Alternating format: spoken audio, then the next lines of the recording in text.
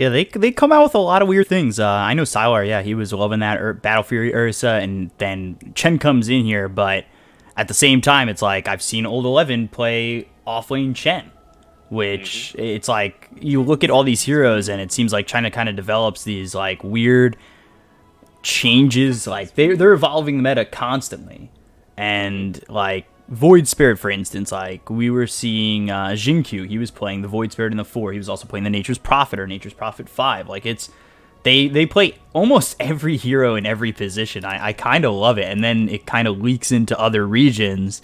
You know, like, oh, I saw that when so and so, you know, Tian Ming was playing the Tiny in the 4 position, or playing Void Spirit here, and it's I love it. It's always a great Yeah. time.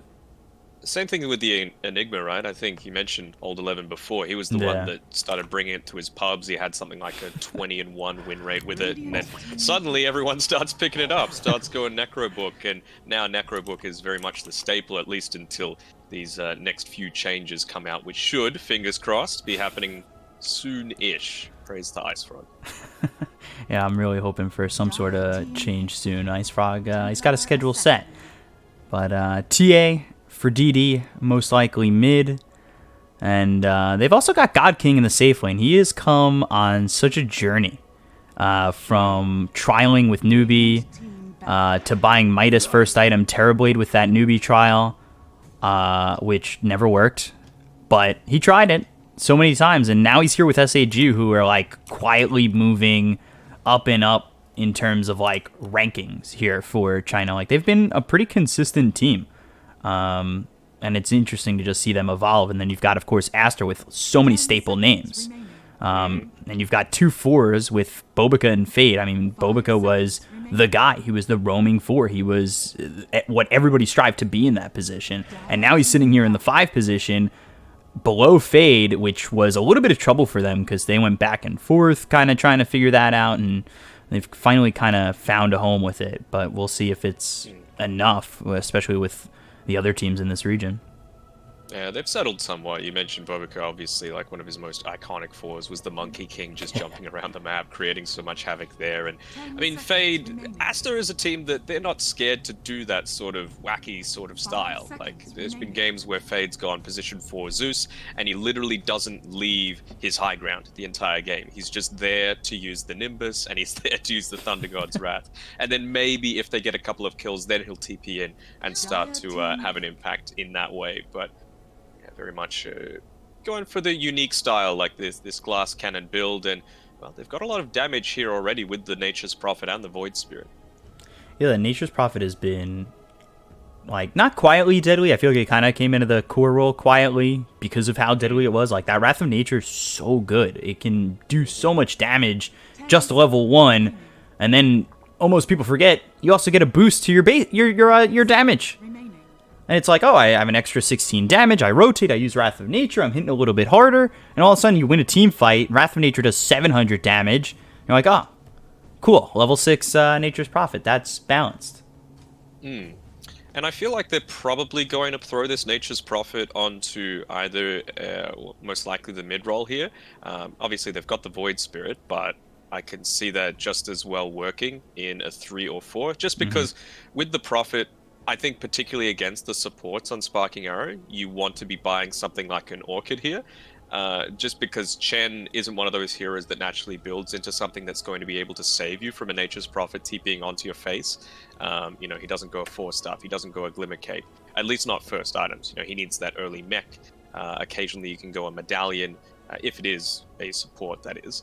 And then same sort of thing with the Earthshaker. He wants to rush his Blink Dagger after he gets, you know, a couple of those early items. Just boots, maybe Tranquils, a Windlace, and a Magic Stick. And then beyond that, it's just mass rush. There's the Venomancer, and quickly followed up by an Anti-Mage for God King. And Venomancer's been not a staple in China, but probably the region I see it most in. They really love it in the offlane. I wouldn't be surprised to see XSS play it here and have like Fade on the Void Spirit with Bobika on the Oracle. So I'm an offlane Shaker though. Ooh, yeah, OP on the Shaker. They move the Batrider down to the 4. I think it's perfectly fine. It prevents that exact issue that I was talking about, right? Like, you hear Nature's Prophet TPing in, you just pop the Firefly, right? And then you can just get out of the Sprout relatively easily. And then, of course, 4-stuff is something that you just want to get as Bat Rider most of the time. Yeah, so you get that 4-staff, you're pretty much safe from this Nature's Prophet. And they go Fade Prophet, so it's a 5, or 4 Prophet, excuse me, and a 5 Oracle. And then, Perfectly reasonable. yeah, they end up going with the Void Spirit mid, XSS on that Venomancer, and SCCC on the Lycan. Flashy enough for Schwann. I think he loves that. Yeah.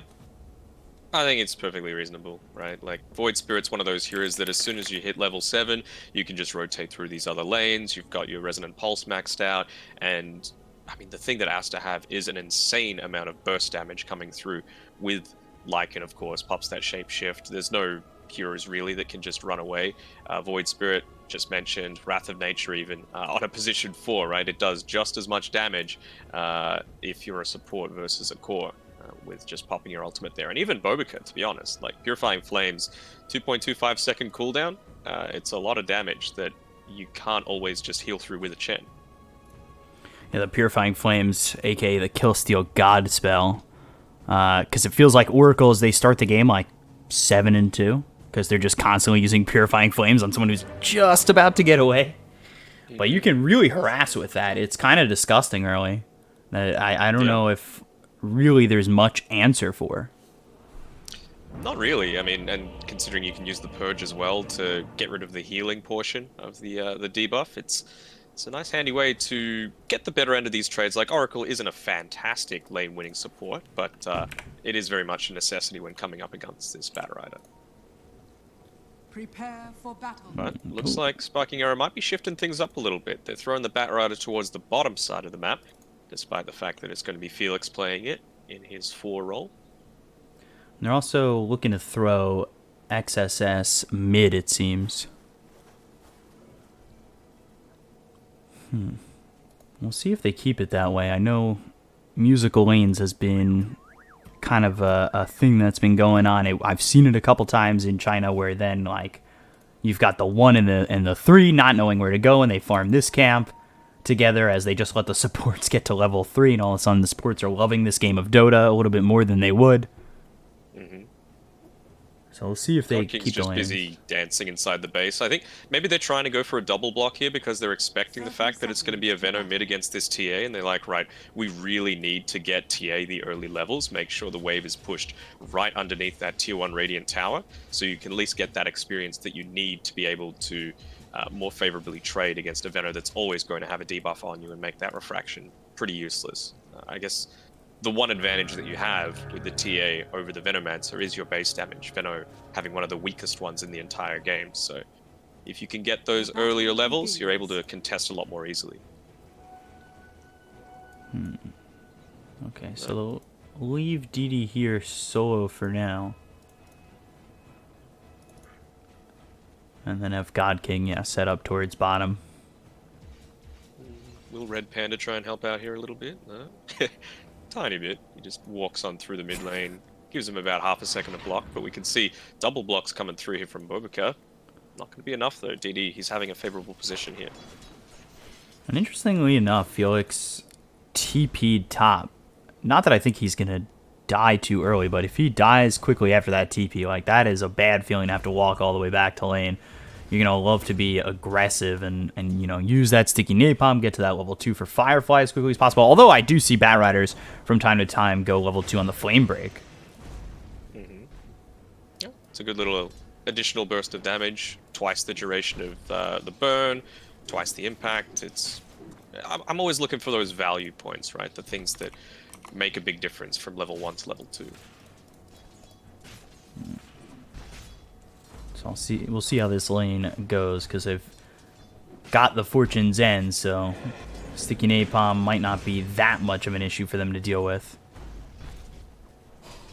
Let's take a look. See here, Venomous Gale already connecting in onto DD, so his refraction first usage is going to be negated almost entirely. TA still such a beloved hero mid in China. I think a lot of other regions have kind of pulled off of it mid. We see a lot more like Embers mid, DPs mid, Nature's Prophet comes mid, but I think TA in other regions just doesn't get as much of a pick rate anymore. I think it's just a really solid hero, right? Especially if you're on Radiant, you've got a lot easier potential to get some stacks happening for your Ancient camp and snowball the farm that she's able to have. I say. Aster are going to try and do a lot of harassing down on this bottom side, make it so that Red Panda just physically cannot leave God King alone. Otherwise, the risk of going down. And, you know, it's all well and good to have a TA that's going well, but you can't always completely solo carry a game as TA. Of course, it's one of those heroes that has the capability for doing it, but when you go this anti-mage draft, it is very much splitting the load across both cores. Yeah, they're gonna be looking for DD to start off quick. I'm wondering, are you looking Blink first or Deso for DD? I think Deso is fine. You don't need that. Like, Anti-Mage isn't going to be joining the fights that early on, so you need to be able to output the damage yourself, and just a Blink Dagger isn't going to be enough. God, XSS not having a fun time anymore, but Fate comes mid.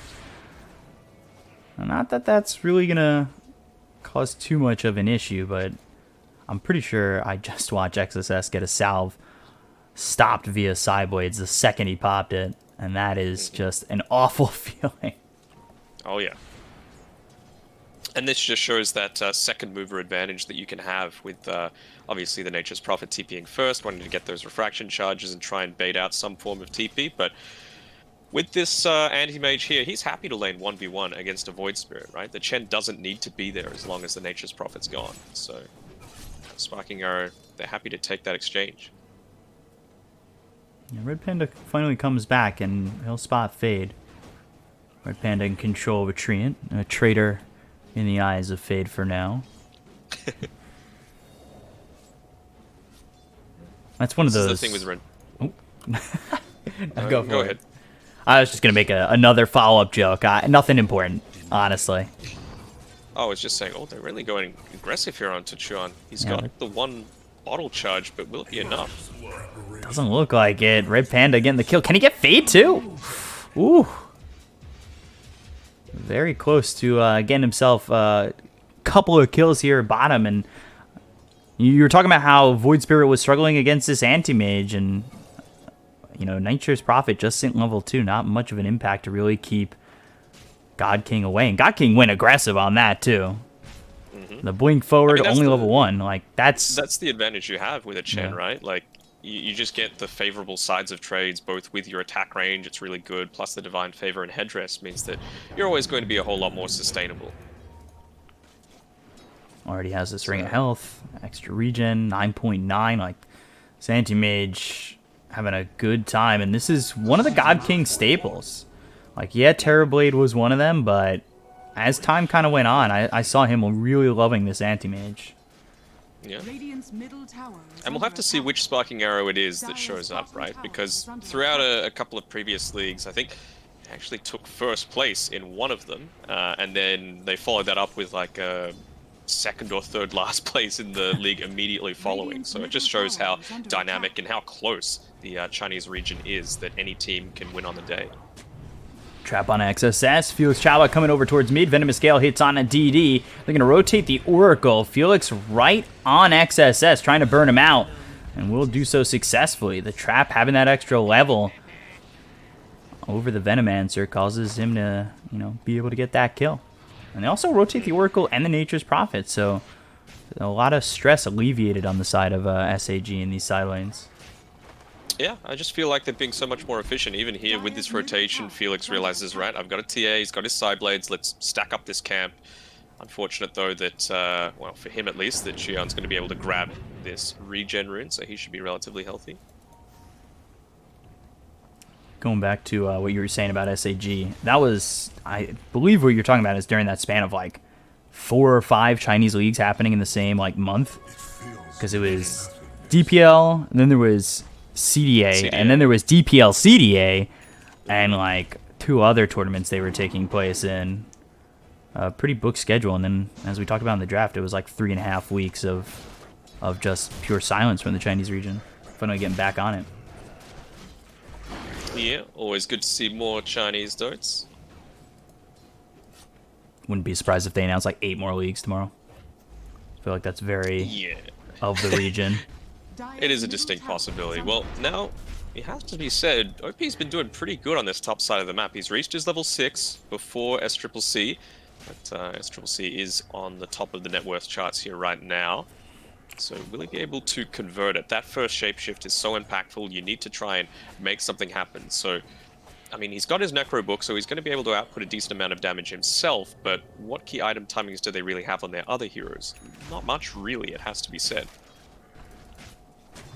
It feels like SCCC is having a good game, but like at the same time, so is TA and Anti-Mage. You want TA to open up the mid game for Anti-Mage to farm and hold you over towards that late game, but it seems like, at least for now, with the game they're having, they look pretty good, and there's that shapeshift, so SCCC is going to go after OP, and just wasn't able to TP out. And the animation was going, he was getting sent back to base, but as the particles fizzled, he's dead. Double click on his portrait, like he is in the fountain. Not gonna be good enough. He had to expend the Echo Slam as well, just to try and get rid of the wolves, make sure that there was a little less damage coming out onto him, but just not enough this time. And there's a lot of pressure being put onto this tower. Luckily enough, though, for SAG, Felix is here. His Firefly just came off cooldown, so he's gonna look to clean this up. Have the lane solo. Get himself some experience, hit that level 4. Would have loved to have him be level 6 if you're SAG, have that extra control. And you can just see the small differences, right, with the Bat Rider going into a support role as opposed to a core. He's gone the point into the Flame Break, he's not maxing out the Firefly, realizing, look, farming isn't my #1 priority. If I can get it in a situation like that, then great, but, you know, it needs to go over to this Earthshaker to be able to deal with the Nature's Prophet, to deal with the Lycan.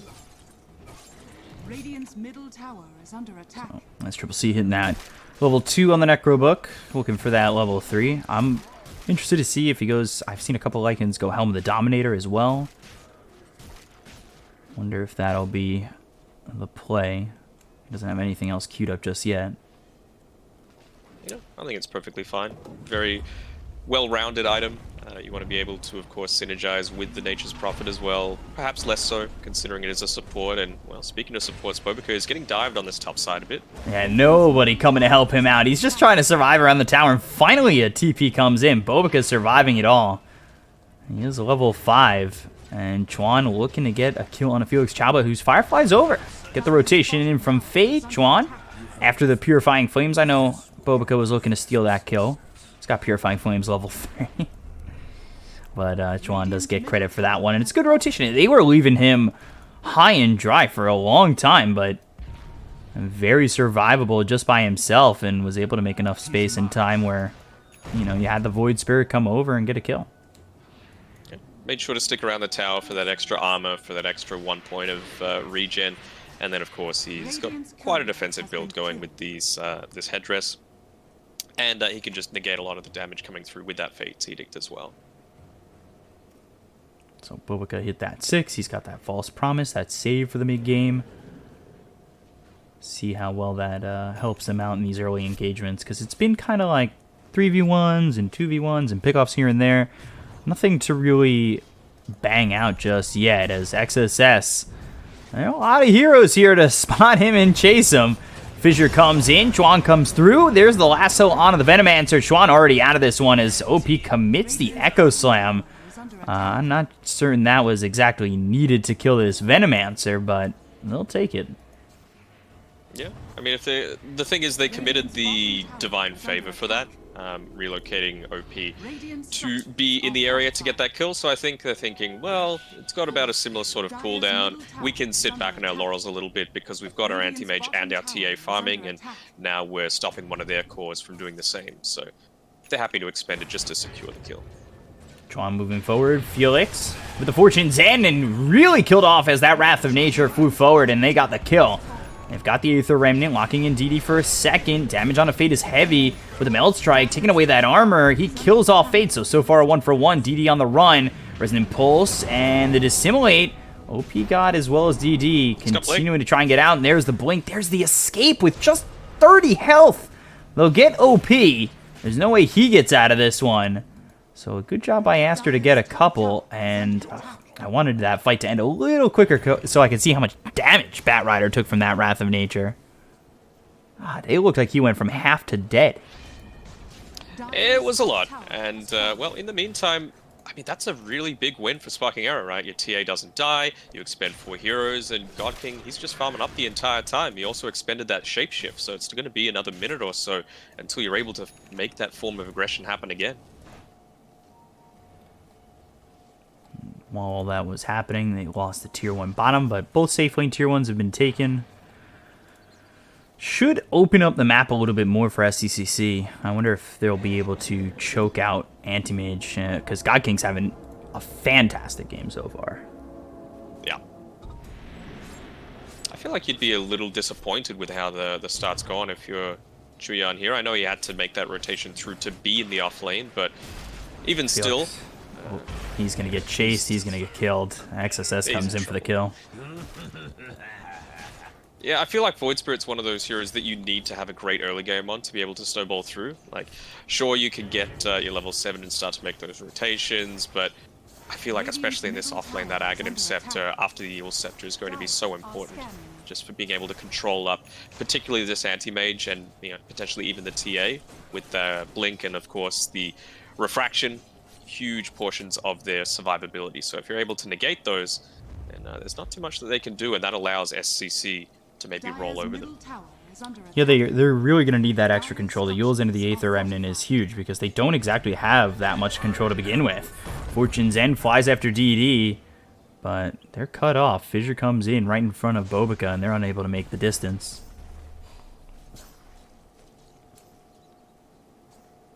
You can see the lines being drawn out as well, so TA and well as Anti-Mage, AM's getting pretty damn close to getting that Battle Fury, so this would be bad if he went down, but he can understand by the aggression perhaps coming out from Fade that was the movement that was starting to happen. So there's the Blink forward, level 4 Blink, so only on a 6-second cooldown. Yeah, they're working really well together as a team here on Sparking Arrow. They're saying, right, Felix, you've died a couple of times, that's fine. You've got your Firefly leveled up a little bit more now, so can you try and pressure out this bottom side of the map? We don't want to lose our Ancients when we've got, our Ancient Control, when we've got a TA as well as an Anti-Mage that's about to finish Battle Fury, and it just creates a lot more pressure on the bottom side of the map too. You can see here Fade's TP'd down, or was about to try and deal with it. They're going to lose that mid-tier 1. That'll put God King into the Battle Fury. That'll get delivered in just a second. And of course, you want that Yules. You want to have that control here for the Void Spirit. It just feels like they have such elusive heroes. You have the Blink Dagger here for the Templar Assassin. You're going to get a Blink Dagger as well in the Earthshaker. Anti-Mage, Blink every 6 seconds. Blink Dagger again for the Batrider. And what you're dealing with in control is Fortune's End, Aether Remnant if you can land it, Sprout if it matters. Like, this is certainly a little bit worrying if you're Aster, the lack of control on these heroes that can, are already elusive. We saw DD get out with 30 health, just having that Blink. Yeah, I'm a little surprised with how greedy Fade's gone with this as well. He's gone a Blade Mail as his first item, and as a position 4, sure, you want to be able to tank up a little bit, but I don't know, it tends to be that sort of thing where you just have to focus in on him. He's going to pop it and just stand right inside the Firefly, so a decent amount of damage for Felix. But and there's the Wrath of Nature flying in. Fade, he is in some trouble still. Felix Chalba will get the kill, but traded by SCCC. So not bad to give something to SCCC, but at the same time, it's, the Blade Mail not being enough. Fade dying again. Yeah. I'm liking this movement from Aster, though. They realize, right, we can't let them just consistently take these Ancients. We want to take this tier 2 tower to make sure that's not going to be a factor. And, well, especially with this 17-minute mark coming up, those tier 2 items are going to start to come into the equation as well. So how are they going to be able to best deal with it? Yeah, Fade again, even just TPing down here. So you've got that Blightstone debuff onto the tower. it's going to melt and they can maybe make something defensive happen, but Sparking Arrow, they're like, well, you want to take control of our jungle, we'll do the same, and then that opens up Roshan for us. And they've got the minus armor to do it very quickly early on. SAG. The Deso finished right now on DD, so even more of that potential. And I think when I look at the net worth, like, this isn't just Anti-Mage taking over the map, nobody else gets anything, and everybody turns into Oliver Twist asking for more. This is TA and Anti-Mage basically staying neck and neck with each other in terms of net worth. Like, It's a really scary time right now for Aster. Like, not only do you have your Battle Fury on your Anti-Mage, so he's just going to be constantly farming in these relatively unsafe places, but away from where the objectives are that Sparking Arrow want to take. So they're probably wanting to make a play around Roshan relatively soon. And you've even got this Chen who's finished up the mechanism and has the Hand of God at his disposal. So it's going to be a tough ask to try and burst through, even with a ton of this burst damage that Aster has. they're trying to set up. And there's the TA. Astral Step. They've got themselves the Yules. And can they get the kill on the TA? DD trying to fight back on a Schwan, but another Astral Step. They'll get the kill onto the TA. XSS gets credit for that one. They get in front of Red Panda, but the fissure is nicely placed by OP. However, that won't matter. SCCC walks around it instead and continues to get a second here for the side of Team Aster.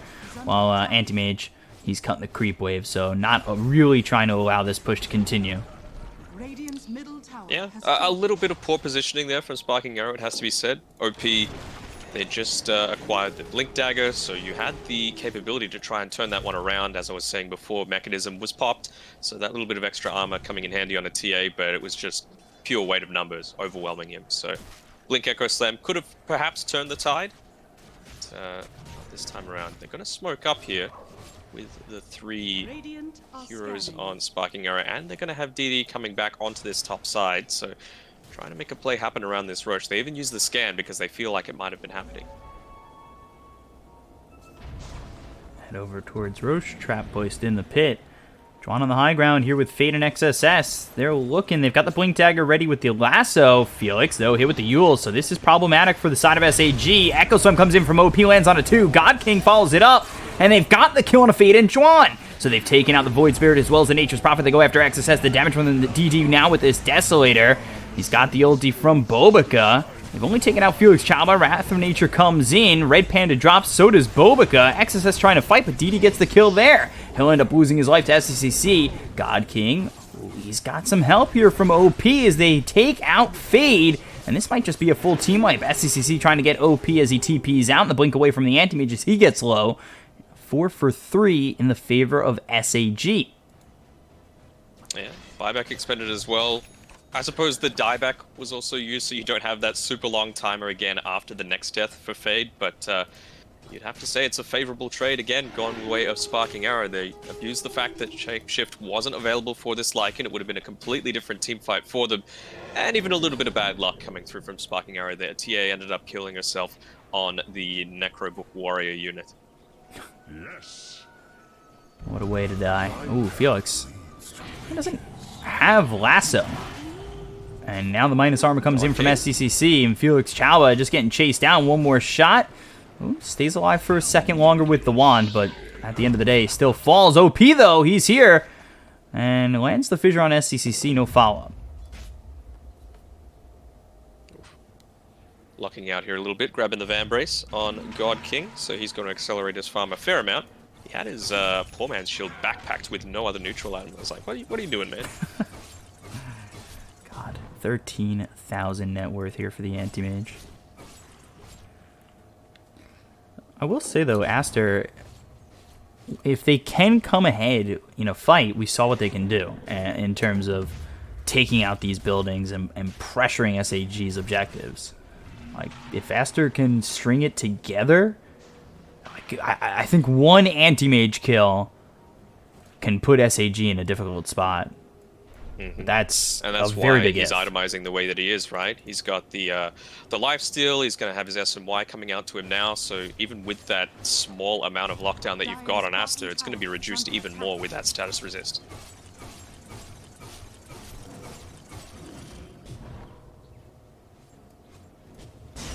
Lasso go, on aggressive movement SCCC. They've got OP behind it, and now the damage coming through from DD rips up Bkop. They don't have the false promise anymore, and SCCC, he will end up going down. A 7-time spree going into the hands of OP God, and right into Roche they go. Yeah, OP, other than that one, not missed echo, but just not ideal positioning coming through from him. He's been absolutely perfect. You know, in the previous team fight around this dire shrine, he hit the echo slam onto 2 cores, he connected his fissure onto 4 people, just disrupting it in a major way, and then, of course, getting the 100-0 chain stun on the Oracle, making sure that there was no way this Lycan was going to survive. Another engagement from SAG where Shapeshift is not available. They go after Bkop first, making sure that SCCC, no save, no way out. And that's the advantage of playing this Shaker in the position 3, right? Like, you can see even now he's going into that Black King bar, so doing some additional damage himself just through the use of the Mithril Hammer and the Enchant Totem, but also, of course, just being able to be a lot more survivable in these team fights. And the Venomous Scale isn't the thing that's going to be the be-all and end-all. Red Panda, he's probably going to drop down here, but if a Chen can jank up a 4-man gank, you're pretty happy with that. Yeah, and he was in a great position for that as well. Just on the high ground, kind of maybe had that game sense to know that they were coming in smoke, looking through the jungle, and tank the gank. Why not? You're a Chen. Going to be up in 20 seconds only. God King again, cutting some waves, making sure that there's consistent pressure on this bottom side of the map. And he's damn close to picking up his basher, so he's not just a farm beast anymore. He's going to start contributing in these team fights. He is very farmed, 17,000 almost. He's closer to 16, of course. TA was neck and neck, but Deso Blink and the BKB that's soon to come out for TA is really, I think all you need is a TA to really pack a punch, especially when you've got the levels to back it up. So I think DD's fine with giving up more of the map, letting the Anti-Mage kind of pick up on the priority and farm. He's got the Basher, he's going for the Abyssal Blade. This is exactly what SAG want. Yeah, that just extra little burst of lockdown, either on the Lycan or, again, if OP is somehow able to not catch out for Bkop, you can just do it with your Anti-Mage himself. I haven't entirely felt the impact of this Venomancer. It was the last pick for Aster, too. That's the thing. With the Veno, he likes those extended team fights, but I feel like they were kind of drafting a bit more for the lane against the TA, and then it just really doesn't work with the rest of their lineup, right? You've got a Void Spirit, he needs to burst people down, he's got a finite mana pool that he uses relatively quickly. Lycan as well, you've only got 22 seconds within that Shapeshift, and well, after the initial burst that's coming out from the Wrath of Nature, there's not too much that this Nature's Prophet can do. CCC trying to find something with this Shapeshift. Fissure comes in. Red Panda's on the opposite side of it. I'm not certain that's going to matter. They still get the kill there onto the Chen. Of course, though, again, it's a Chen tanking the gank. SCCC, he wants to go back, but the Echo Slam committed. OP looking to stop the TP of SCCC, and now here comes Felix Chaba with the lasso onto the Lycan. They may get the kill on OP God, but it doesn't mean that this Lycan's able to escape. TD pops the BKB, goes after Bkop. They've got the false promise, so that'll keep him alive for a little bit longer. They dissimulate onto the low ground. They look over at God King, who hits that bash onto the Void Spirit. There's the Yule's use, hits the Aether Remnant, so has a split second to try and leave, but Juan right there with the ulti to take him out. DD, he doesn't have the BKB anymore, and there's the Spirit Vessel on him. DD taking a lot of damage. They got the kill into the Lycan, and now Hand of God is there, but Felix Chaba, he'll end up dead. And rest, and by rest, I mean just XSS, will TP out. Yeah, that's the thing as well. They pop the Poison over, and I'm like, well, is that a little bit premature XSS? They've still got the Aegis available here on DD, but as we've seen, he's not even able to take him out even with popping that ultimate, just because the fight went on for that long. If he could have popped it, you know, towards the very start of it, it would have been a much more favorable exchange, because then, of course, you've got your Lycan backing you up. You've got your Prophet who, again, it just feels like Fade is TPing back into these fights and dying after that instant burst, taking up some of that damage with the Blade Mail, but not having that extended impact that he needs to really be a factor in. He's going Super Greed going into this Hex as a second item, position for Nature's Prophet. The greed is definitely being felt from Fade.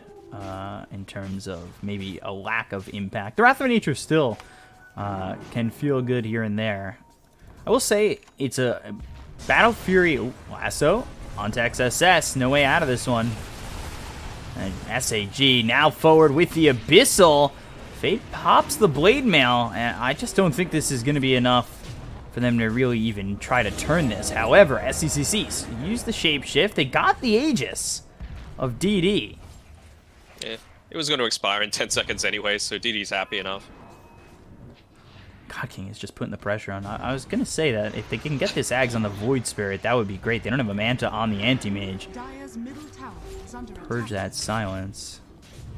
He knows he's next to unkillable right now on God King. They're just doing damage to all of these towers. They pop the Blade Mail here on Fade, and he's just trying to tank it up again. They use the Fate's Edict to be able to lock him down, but these towers, they're going down.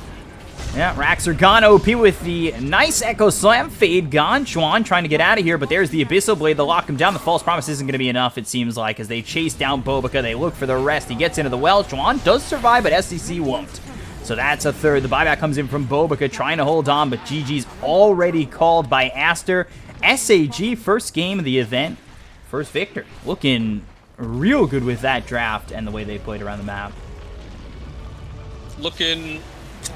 Italian kiss is what I'm going to give to that game, because they're looking damn strong. I mean, this is the sparking arrow that we came to know and love, and I mean, it has to say, within the league, the previous ones, it felt like, even though Keen were part of that main 8 group of Chinese organizations, they're not here this time around. They've been underperforming a little bit, and well, they've got someone else to contend with, eHome Immortal, throughout those qualifiers. So I'm keen to see how they go later on in the tournament. I believe they're on tomorrow, but yeah, Sparking Arrow, they're just looking so strong right now. I'll see if they're able to bring that momentum into game number 2, because a 28-minute win is pretty good, especially against a Lycan. Doesn't matter how you slice it.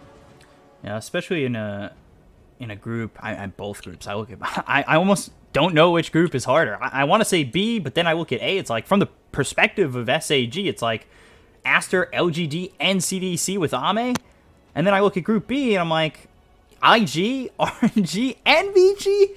If I'm eHome Immortal, I'm like, all right, I made it out of opens. Okay, let me hope. Wow. Yeah. But it is very interesting. If SAG get a win here, it would be very impressive to get, onto that winners match potentially against LGD. I know it's been back and forth between them and CDEC. Just a note on Keen Gaming, I've heard they've disbanded.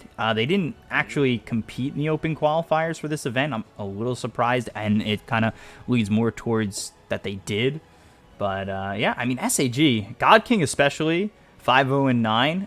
Really, I can't even say especially. The whole team performed great. I think it was really, you could see, like, this team's been together for a long time, and it's starting to click, and I'm hoping it continues to do so, because I sometimes get a little bit ahead of myself. I'm like, this team looks great. They proceed to lose the next 2 games. They lose the series, and then all of a sudden you never hear from them again. But yeah. I don't know. I'm excited. I especially when you look at guys like God King, and you can, the trials with Newbie, going to Royal, having a home here with SAG. All these guys have really a great history, and it's very exciting to see. Yeah, looking solid. And let's see how they're able to back it up in game number 2. And so game 2 coming up next. SAG against Team Aster. We'll be right back. Stay right there.